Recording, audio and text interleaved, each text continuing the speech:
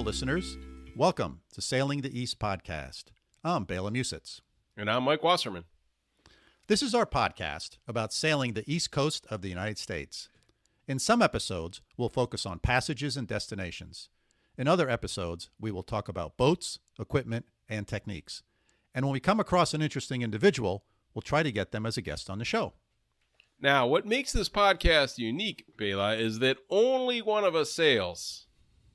And that would be me. I've been sailing for over 30 years, not across oceans, but on lakes and coastal cruising on the east coast of the United States. And I, Mike, know very little about sailing, and I actually live kind of in the middle of Germany, a few hours from the North Sea. But it looks like, you said earlier that sailing the east coast of the United States, Bela, and it looks like today we're going to head north from our last episode and go out of the United States and travel to Sheiburne, Nova Scotia. And I'm excited about this. I love Canada. Tell me about the trip.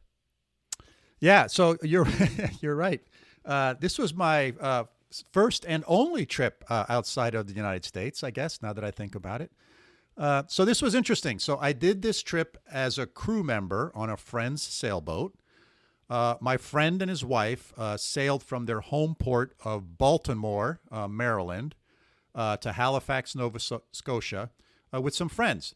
And they kind of sailed up the East Coast, bopping and stopping along the way, going all the way up to Maine and about halfway up the coast of Maine. And then they zipped over to Nova Scotia, spent some time sailing around there.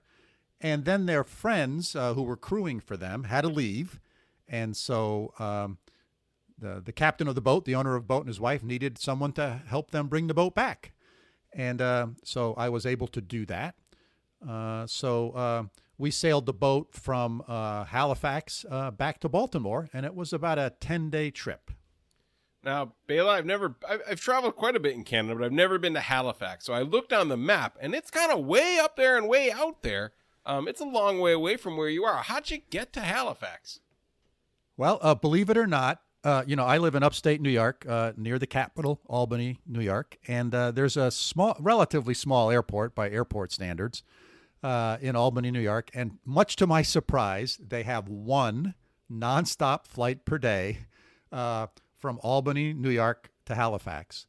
And it's not a big airplane, but it is an airplane. And so it was about a 2.5-hour flight. And you're right, it's a lot further away than I thought it was. And it's a lot of water between Albany, New York. Once you kind of fly from Albany to Boston and then sort of head up. And we flew over a lot of water. So the trip was pretty easy, except for the fact that they lost my checked bag. Now, I'm not sure that happened because it was a direct flight, right, from a small to medium-sized airport to a very small airport in Halifax. And what that means when there's only one flight a day is that if your bag gets lost, i.e., it turns out it ended up in Albany, it never got on the airplane, it means it's not getting there until the next day. It's not like they can put it on, the flight that leaves 2 hours later. So that was sort of interesting.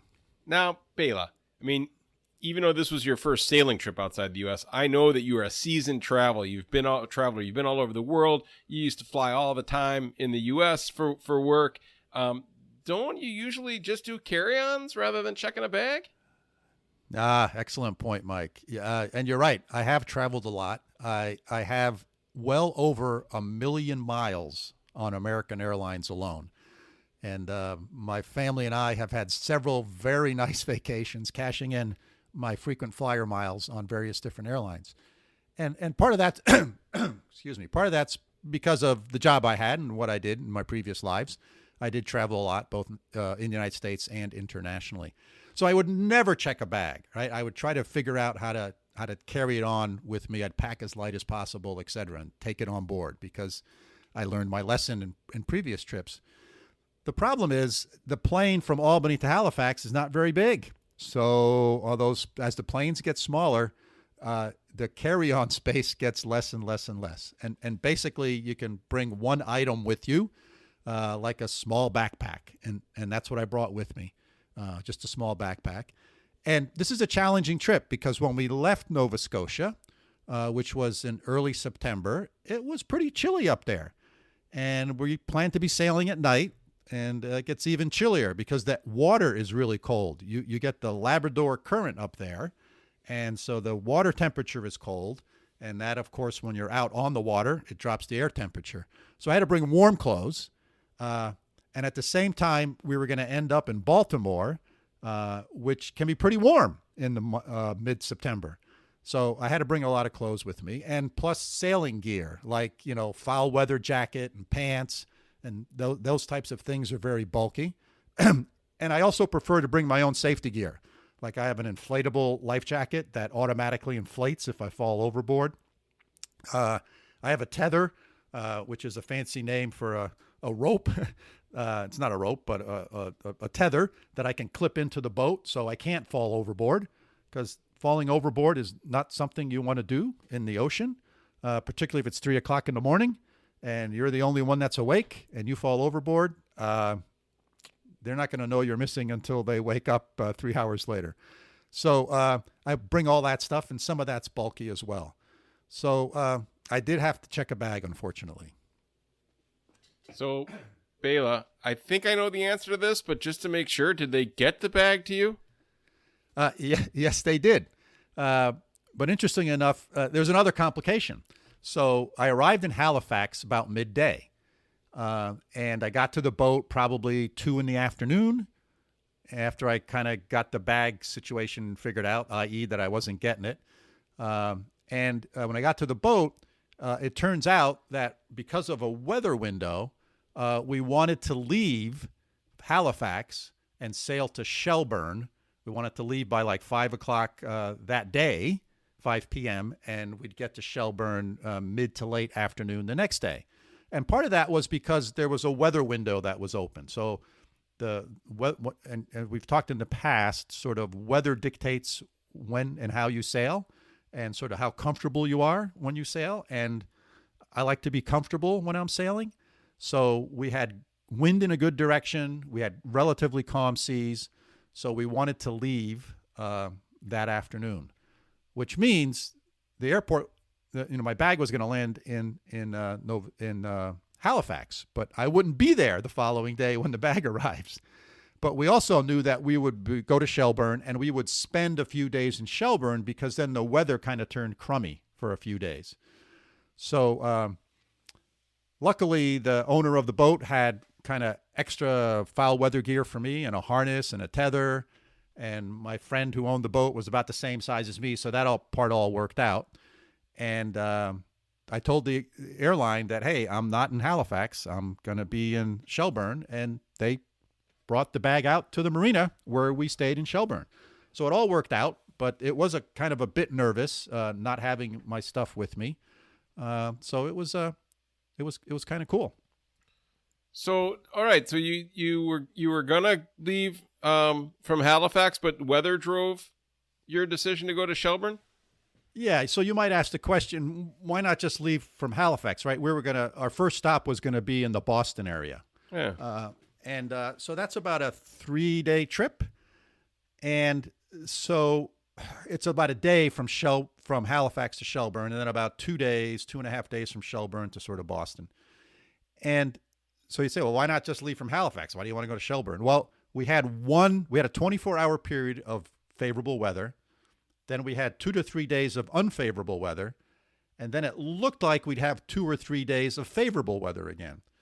So sort of one of my principles in sailing, if you're trying to get to someplace, is if you have a weather window that's good, start going in that direction if you can, particularly if you can stop, right? And in this case, we could sail for a little less than 24 hours and make a stop, have a nice harbor to sit in, wait out the bad weather, and then leave for the Boston area. Because then we cut basically a day off the trip from Nova Scotia to Boston, which means the good weather window we need is a little narrower, right? So everything here is sort of driven by weather. And the longer your trip is, and the further out you have, you can get good weather forecasts for about 3 days. Once it starts getting past 3 days, the predictability starts decaying pretty quickly. So I don't like to sail in bad weather, honestly. And so I like to do trips that are, less than 3 days in length if possible. Because when you're out in the ocean, right? So that's why we wanted to move in the homeward direction. We had 24-hour window, take advantage of it, spend a couple days in Shelburne, and then leave from there for Boston, because we reduced that leg of the trip by a day. You cut a day off of it. So that's sort of the rationale for that. Cool. So it's kind of knowing the weather, knowing your maps and how far you are, and just essentially trip planning and trip management to minimize your risk. Right. Yeah? Right. To me, that's a big, big element of sailing, is sort of passage planning, managing the trip, knowing the weather windows, and fundamentally keeping yourself out of trouble. Yeah. Right. You break a mast on a trip like this, and you're in deep trouble, right? You're a long way from home, right? And so let me make one other statement. So the Coast Guard, you can say, well, just call the Coast Guard. Well, the Coast Guard's range on a helicopter is about 150 miles. So, because they have to come out to get you, they got to hover around for a while, and they got to fly back. So it's approximately 150 miles. So if you're further than 150 miles from shore, helicopter's not coming to get you. So it's going to be a while they divert a freighter or something else to come try to get you. So the point being is, I want to stay out of bad weather, because it doesn't take something serious like a mast, right? It could be something else. You could get sick. You get appendicitis, right? Or you could cut yourself really bad, and you need to get off the boat. So I like to do it in a couple day chunks. Usually means you're pretty close to shore. Usually means you're within, 4 hours of rescue if need be. And there's a lot of things that can sort of break on a boat, like the autopilot goes, right? So most boats that are out in the ocean have autopilots of some form. Some are electromechanical devices. Some are driven by the wind, but they can break. And if you have to steer the boat by hand, that is really tiring. I mean, it might, sitting in your car for 3 hours and driving is a lot easier than being in a boat in the middle of a storm and trying to steer the boat. So you really want to minimize your exposure to bad weather. And that's what sort of passage planning and all this stuff is all about. Really important from my perspective. Cool. Interesting. All right. Let's think about Sheiburne here for a minute. Tell me about Sheiburne. This is in Nova Scotia, right? Sheiburne, Nova Scotia. Tell me about it. Yeah. So Sheiburne is it was a 20-some hour sail south of southwest, I guess I would say, from Halifax. We stayed at the Sheiburne Harbor Yacht Club and Marina, which was a very nice place. We had a mooring ball there. Small, very friendly. It's a low-key place. They did have some dock space and several mooring balls. Let me try that one more time. Mooring balls. And it was really good. I think it's about 120, 130 nautical miles or something like that. So, a one day sail. Very convenient place, close to a grocery store, and a close walk to sort of everything you might need to get stocked up, etc. So it was a beautiful, beautiful place. Sheiburne is a quaint, small town. And when I say small and quaint, I don't think there was a traffic light in town. Wow. Yeah. And when I say small, I mean, you lived in Potsdam for a period of time, which is a relatively small town. So what do you think the population of Sheiburne is? Well, I think Potsdam had like 10,000 people, Potsdam, New York, and I think there was like 11 traffic lights. So it has to be teeny tiny, like less than 5,000, yeah? I don't know. What is it? Yeah. It's under 2,000. Wow, that's small. Under 2,000. And the history is interesting, which I'll get into a little bit here. But it had a very nice grocery store, had a great seafood restaurant that we found. And as you would expect, because fishing and the sea plays a big role in their economy. I remember when we were sailing up the bay to get to Sheiburne, which is at sort of the head of the bay, we went past several salmon farms where they were raising salmon in these big pens that were, floating in the bay. And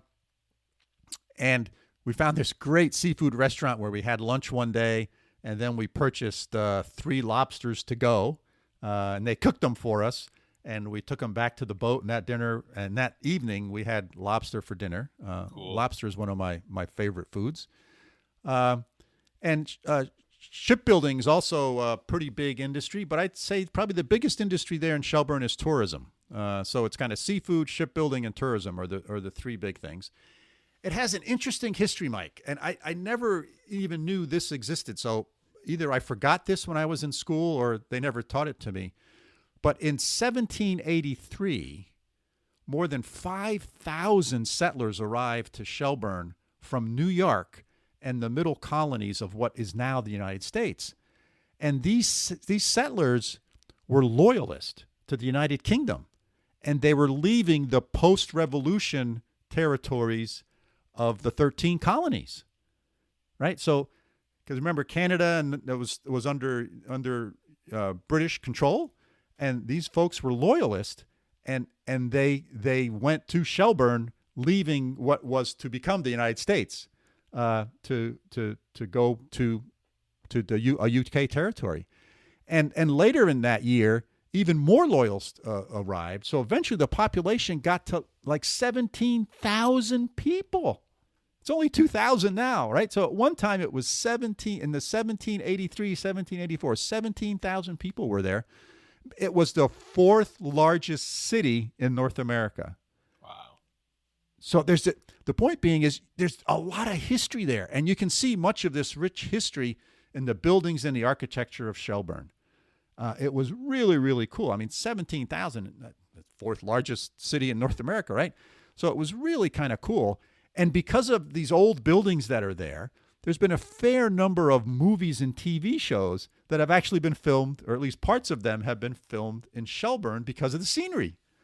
So I thought that was kind of interesting. Sounds really cool, Bela. Now, I have 2 questions that popped into my mind while you were describing Shelburne. One is, you talked earlier about cold weather gear. How cold did it get on this trip? Did you need that cold weather gear? Yeah. So the days were beautiful. But the trip from Nova Scotia to Shelburne was cold. And then the trip from Shelburne to Boston was even colder, out on the ocean at night, particularly at night. During the days, the sun comes out. You know, the sun is a wonderful thing. It really warms you up. But at night, with those cold Labrador currents there, it was in the 40s. And, you know, it's not like I'm jogging. You're sitting in the cockpit. You're not doing a lot of stuff. So I was wearing, being that I'm a skier and I'm from upstate New York where it gets cold in the winter, I have an abundance of warm clothes available to me. And I think I was wearing, those first few nights, I was wearing all of the warm clothes that I bought with me on each night. So it was chilly. So your decision to check the bag was wise. I mean, even though you had no choice, essentially, because of the airplane. Right. But yeah, it was good. So always prepare for the coldest possible weather. Yeah. Yeah, you know, like if you're sailing in Florida in the summertime, you know, you don't need a lot of clothes. But this is one of those trips where we were going to see a drastic change in the kind of temperatures because we're heading basically due south. So that makes it a bit challenging. Cool. Now, the second question I had was back to Shelburne. It sounds like it's a small town, but you said tourists is a big part of the scene there. Are there any interesting activities that you're there once you get off the boat? Yeah, amazing amount of activities for such a small town, right? With less than 2,000 people. They had several kind of historical buildings that they sort of restored, and all of them were sort of open, and they had various different artifacts on display in the buildings. Some of these buildings had sort of like different themes. I'd call them sort of like museum-like, but they weren't real museums, but they were museum-like. And they talked about, you know, the ships that they built there, the shipbuilding industry, the fishing industry, and they had various different artifacts from that era. So I found that to be really, really interesting. I like doing those, exploring those types of places. There's a great park there. So it's called the Islands Provincial Park. And it's, you know, has some trails that sort of follow the coastline. The coastline is interesting here. It's sort of rocky, but the trees grow right up to the coastline. So it's this, at least right up to high tide. And so it's this sort of hard to tell you're at the ocean. In many ways, it looks like lakes in the Adirondacks. There's not a lot of tide swing up there. And so this Islands Provincial Park is really nice. We explored that. We went for a nice long walk there one day, roamed around there. They had picnic tables and just a nice, really beautiful park. In town, there was this small outdoor performing arts stage right in town. And again, a town of 2,000 people. It's amazing. And one night, we went there to listen to this individual perform these traditional songs about Nova Scotia, sort of like Nova Scotia folk songs. And that was really interesting. It was free, right? It was just, there's something that they had this weekly concert series, and we happened to be there on a night that was there.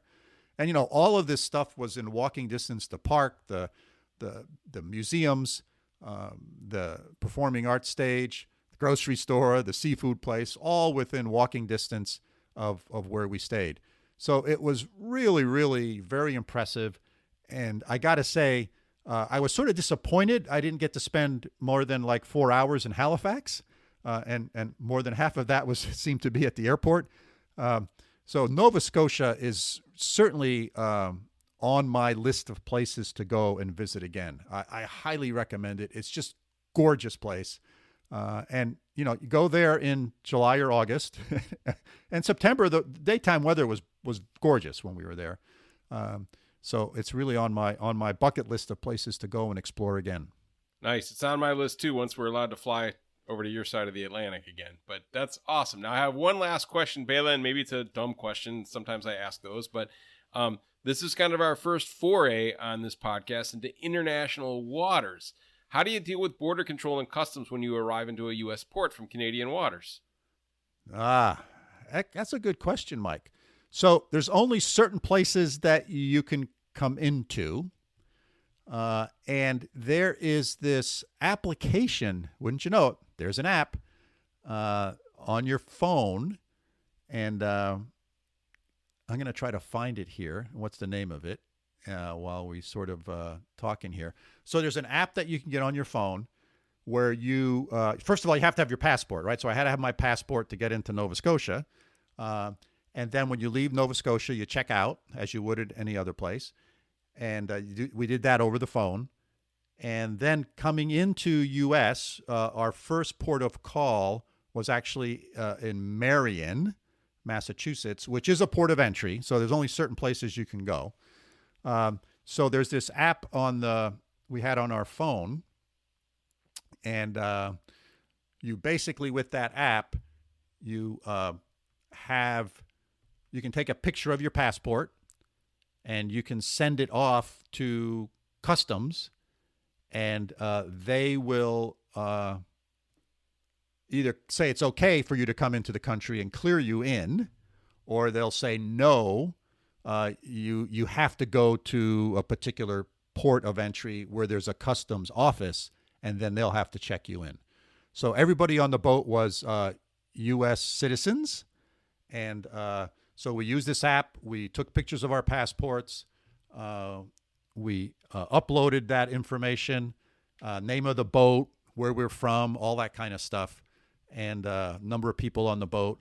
We sent that off, and like within a half hour, we got the okay from U.S. Border Patrol and Customs that we could go any place. We didn't have to check into Boston, where we were prepared to stop there if we had to, because that is a place where they have a customs office. And we ended up going to Marion, Mass. So yeah, that worked pretty seamless. I was impressed because under normal conditions, I was prepared because I didn't know about this app. My friend knew all about it, that we would have to go to a place like Boston and actually physically go to a Customs and Border Patrol office. So it worked out well. Cool. Good use of technology and a good process. Sounds like it wasn't too painful. So that's neat. Bela, this is a great snapshot of your trip. Thanks for putting this together. So kind of just to summarize, your words of advice for heading to Nova Scotia: 1, bring cold weather gear, right? Two, learn a little bit about the history and the culture before you go, because it did sound really fascinating. I had no idea what the Loyalists and all that stuff, and it's just the value of doing a little bit of homework before you head somewhere makes it that much more meaningful. And then third, when you're traveling internationally, don't forget that passport and other important travel documents, and look and see what kind of cool technologies you might be able to use to make those border crossings more painless. So listeners, thanks for joining us. Hope you found this episode interesting and thought-provoking. If you have questions about what we discussed, as always, please feel free to get in touch with us. Our email is sailingtheeast, that's all one word, @gmail.com. And hey, if you like the podcast, tell a friend and get them to listen and subscribe as well. So until next time, signing off from upstate New York. See you soon, Mike. Sounds great, Bela, from over here in Münster, Germany. I look forward to seeing you next time.